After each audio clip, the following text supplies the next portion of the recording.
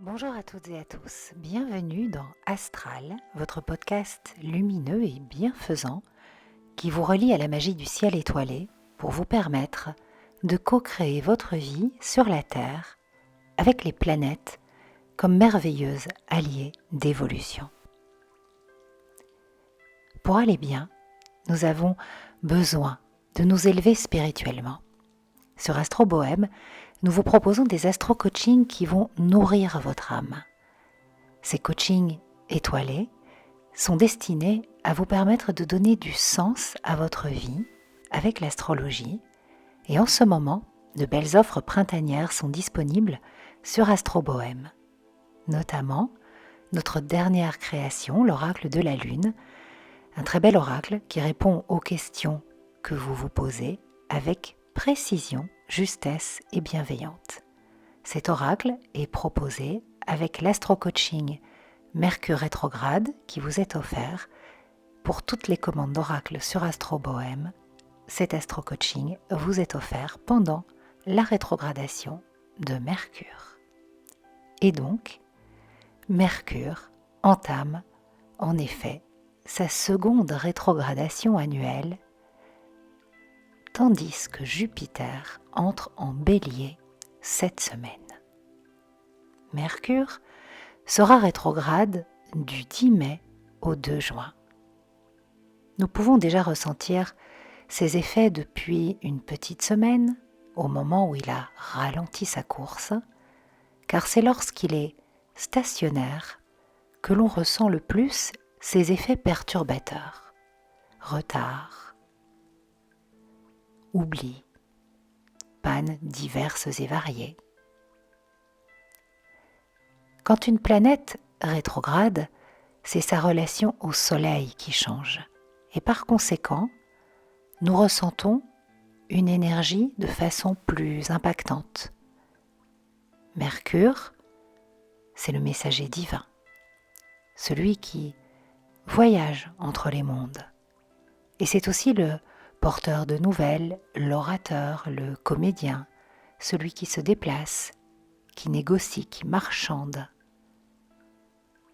Et c'est surtout la planète qui stimule notre mental jusqu'à le mettre sans dessous-dessus, avec des pensées qui se bousculent en nous. Comme Mercure va rétrograder des Gémeaux au Taureau, attention à ne pas ruminer, ressasser, tourner en boucle. En fait, quand Mercure rétrograde, c'est le moment de plonger dans le monde d'en bas, là où d'autres réponses se trouvent. C'est le moment de faire taire l'ordinateur à ressassement, de cesser tout bavardage inutile, d'éviter de commenter. C'est le moment de débrancher pour synchroniser la respiration et de tout faire pour se détendre le plus possible. Vous pouvez par exemple prendre un instant pour fixer votre attention vers le cœur, vers votre cœur. Voilà, c'est bien. Et prenez le temps de ressentir sa lumière. Et dans cette lumière, la présence chaleureuse et bienveillante de votre âme.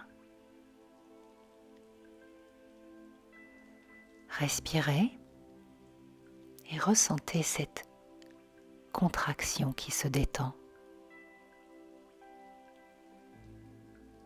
Cette réponse qui apparaît, lumineuse, évidente, qui vient doucement à vous, qui est en vous. Voilà, c'est bien. Le 11 mai, Jupiter entre dans le signe du Bélier. C'est un transit important. Il va traverser le premier décan de ce signe pour revenir dans le signe des Poissons le 28 octobre, vers le signe des Poissons. En Bélier, Jupiter envoie de bonnes ondes bénéfiques, optimistes, de renouveau, des signes d'encouragement, de reprise même. Mais c'est aussi une énergie tout feu, tout flamme qui demande à être canalisée, car il y a comme de la fanfaronnade dans l'air avec Jupiter en Bélier, un manque de recul ou d'objectivité. Et en même temps, avec cette belle énergie, l'espoir renaît. Et nous allons progressivement ressentir plus de légèreté, comme une humeur adolescente et insouciante. Pour l'ensemble des signes du zodiaque, cette poussée jupitérienne en Bélier marque une réinitialisation. Elle favorise les initiatives audacieuses, les élans nouveaux. Si vous souhaitez vous connecter à cette énergie et la vibrer sur sa plus haute fréquence, son dynamisme spirituel, conscientisez ce passage en visualisant une porte qui s'ouvre vers une plus grande lumière et traversez cette porte avec amour.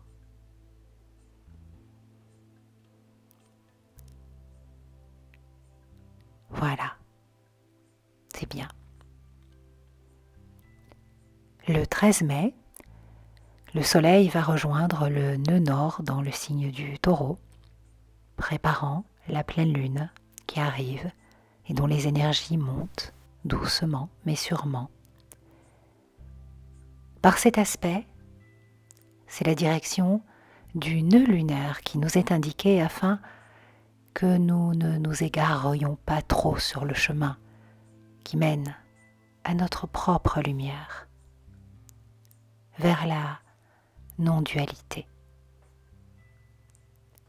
Séparer le moi, le soi, le monde matériel du monde spirituel, l'involution, l'évolution, l'ombre et la lumière, c'est se séparer soi-même.